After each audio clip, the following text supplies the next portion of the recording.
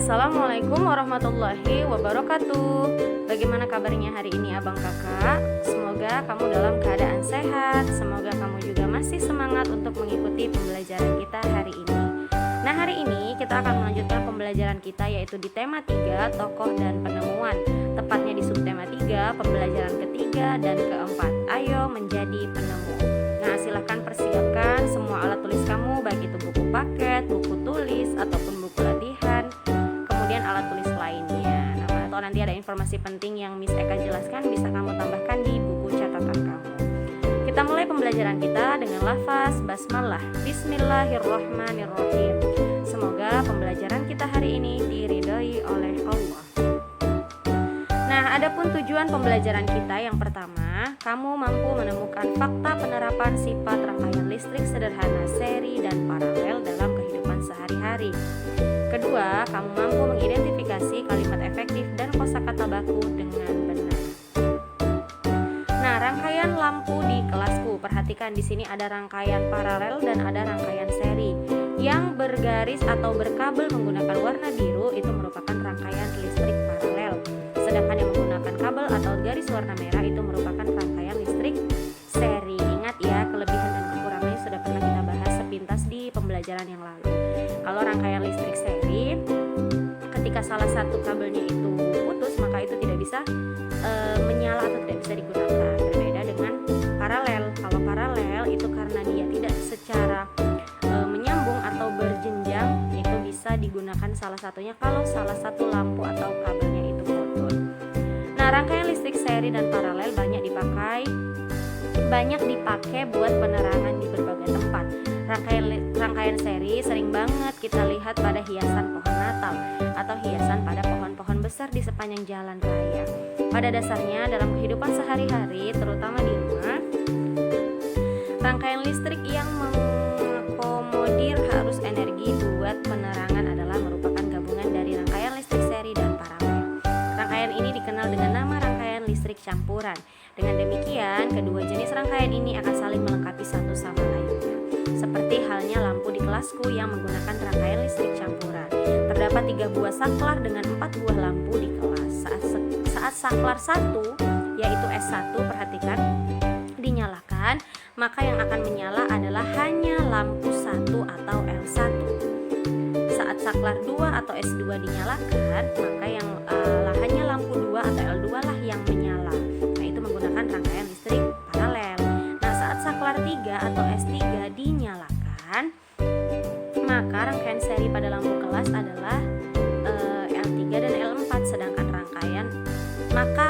lampu yang menyala adalah L3 kemudian dan L4. Itu kalau saklar S3 dinyalakan. Nah, ini merupakan rangkaian listrik yang seri. Nah, dengan kondisi tersebut, jadi rangkaian seri itu ada L3 dan L4 lampunya, sedangkan paralel ada L1, L2, L3, dan L4. Nah, rangkaian paralel akan sangat membantu sekali penghematan biaya listrik. Kenapa? Karena kita tidak perlu menyalakan semua lampu saat cuaca tidak terlalu gelap. Jadi kita hanya perlu untuk dapat menyalakan lampu sesuai dengan kebutuhan. Nah, itulah salah satu kegunaan atau keuntungan menggunakan rangkaian listrik paralel. Karena hanya satu saklar itu untuk menghidupkan satu lampu. Beda dengan seri, kalau satu saklar dihidupkan, maka semua lampu menyala. Jadi termasuk boros energi ya, apalagi di saat tidak terlalu gelap.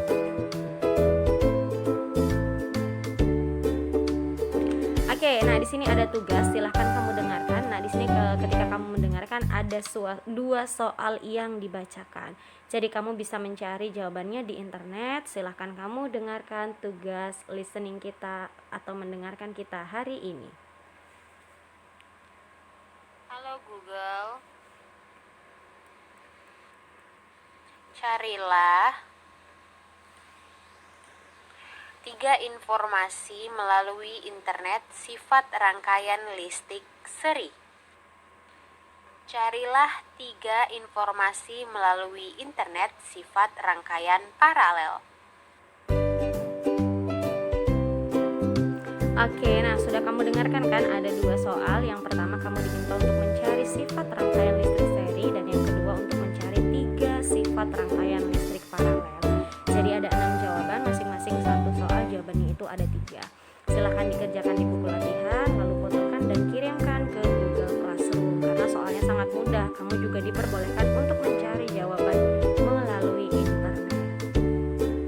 Nah, perhatikan di sini ada lampu lalu lintas. Pada pembelajaran sebelumnya, kamu kan telah belajar tentang penemuan lampu lalu lintas. Nah, apakah manfaat dari penemuannya dan apa yang harus kita lakukan untuk mematuhi rambu-rambu tersebut? Coba masih ingat atau tidak? Iya, manfaatnya sangat banyak sekali ya. Yang utama adalah itu menghindarkan kita dari kecelakaan. Kenapa? Karena lalu lintas itu lebih tertib. Dari arah kanan misalnya berhenti, maka dari arah kiri dia bisa berjalan kebalikan, seperti itu. Begitu juga dengan yang berlawanan arah. Jadi abang kakak kalau tidak ada lampu lalu lintas, bisa kamu bayangkan, jangankan tidak ada lampu lalu lintas saja, orang-orang di jalanan itu masih banyak sekali yang tidak patuh, masih banyak yang sembrono, yang merebut jalan atau hak orang lain, apalagi tidak ada. Nah, jadi salah satu manfaat yang paling utama dari lampu lalu lintas ini, dari penemuan ini adalah menghindarkan kita dari bahaya kecelakaan di perjalanan. Kemudian apa yang harus kita lakukan untuk mematuhi rambu-rambu tersebut? Ya, perhatikan, kalau rambunya merah itu tandanya harus berhenti. Kemudian kalau kuning itu hati-hati, bersiap antara dia mau menuju hijau atau mau menuju merah. Kemudian kalau hijau itu tandanya jalan, jangan kebalik. Nanti kamu merah jalan aja, hijau juga jalan, kuning juga jalan. Jadi kamu tuh tidak mengetahui makna lampu lalu lintas karena merahnya itu tidak diperhatikan. Jadi jangan seperti itu ya. Bisa saya yakin kamu pasti merupakan orang-orang yang patuh terhadap peraturan. Nah, di sini juga dijelaskan lagi, kita sering sekali melihat lampu lalu lintas. Nah, di sini banyak sekali ya abang kakak kata-kata yang non baku di sini, sering melihat. Nah, melihat itu sebenarnya kan kata yang tidak baku atau non baku. Maka kata bakunya adalah melihat, benar. Maka seharusnya kita sering melihat lampu lalu lintas di perempatan atau persimpangan jalan. Kemudian lampu lalu lintas itu terdiri dari 3 warna, yaitu merah, kuning, dan hijau. Jadi tidak ada warna pink apalagi warna hitam ya. Nah, siapa penemu lalu lintas? Penemu lampu lalu lintas? Iya, di sini penemu lampu lalu lintas adalah Gerard Augustus Morgan, atau kemarin kan biasa dipanggil Morgan ya.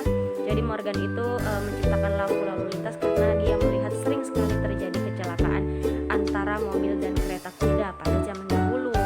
Pada zaman sekarang kan kendaraan darat itu seperti mobil, bus, kemudian sepeda motor, ada juga sepeda, ada juga kemudian becak. Nah, jadi itulah yang dihindarkan. Jadi karena dia melihat banyak sekali kecelakaan, dia itu berkeinginan besar untuk menciptakan lampu lalu lintas sehingga mengurangi kecelakaan itu sampai sekarang. Jadi penemuannya itu sangat-sangat berguna sampai masa kini.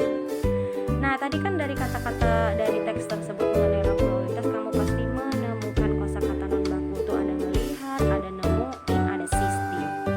Apa itu kosakata baku? Jadi kosakata baku itu seperti biasa sudah pernah saya jelaskan, di mana yang penulisannya itu telah sesuai dengan pedoman umum ejaan bahasa Indonesia atau PUEBI atau PUEBI. Kemudian sebaliknya kosakata non baku adalah penulisannya tidak sesuai, jadi tidak sesuai juga dengan EYD. Nah, di sini kita isi yuk. Kalau melihat perbaikan atau kosakata bakunya jadinya adalah melihat.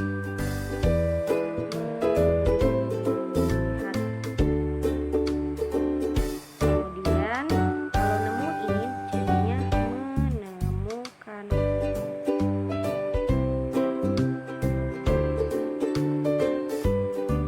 Kemudian kalau sistem, nah ini hanya diganti huruf I-nya menjadi sistem. Oke, masih banyak sekali ya. Tadi seperti ada yang tadi kita baca, nanti bisa kamu lihat lagi di teks sebelumnya. Oke, nah selain itu juga lampu lalu lintas banyak sekali rambu-rambu lalu lintas lainnya. Coba perhatikan, yang pertama ada tanda stop, ini sering sekali kita temukan, maka itu artinya berhenti. Kemudian ada seperti segitiga terbalik. Nah, ini apa artinya? Dilarang berjalan terus apabila mengakibatkan rintangan, berarti tidak boleh berjalan terus. Kemudian yang ada seperti tanda silang. Nah, ini biasanya kita temukan setiap mau ada rel kereta api. Kenapa? Dilarang berjalan terus pada lintasan kereta api. Kemudian yang keempat ini seperti ada tanda orang menggunakan sepeda motor tapi disilang, itu adalah kendaraan bermotor roda 2 dilarang masuk, bisa itu dilarang ya. Ada juga juga contohnya seperti tanda ini, ada lingkaran di silang, kemudian ada huruf P di tengahnya, berarti itu menandakan dilarang parkir. Kemudian ini, nah ada seperti panah ke kiri, kemudian ada bacaan Cibitung, berarti ini ke arah kiri, yaitu daerah Cibitung. Biasa ini kalau kita dalam perjalanan, misalnya ke arah kanan itu ke Medan misalnya, atau kalau belok kiri dia ke Tebing, atau misalnya kalau terus lagi berapa kilometer kemudian itu sampai ke Aceh misalnya. Kemudian di sebelahnya ada tanda rumah sakit, ini juga sering kita temukan. Nah yang terakhir itu ada penunjuk jalan lagi, nah Dieng 10 km, berarti kalau menuju ke daerah Dieng itu sekitar 10 km lagi. Jadi ini biasa kamu temukan di perjalanan, di jalan-jalan, kemudian masih banyak sekali rambu-rambu lalu lintas yang lainnya. Nah itu saja materi pembelajaran kita hari ini. Silahkan dikerjakan latihannya dengan baik, kirimkan ke Google Classroom. Kalau ada yang kurang kamu pahami, boleh tanyakan ke Miss Eka. Kita tutup pembelajarannya dengan lafaz hamdalah alhamdulillahirrabbilalamin. Sampai jumpa di materi pembelajaran selanjutnya ya abang kakak. Assalamualaikum warahmatullahi wabarakatuh.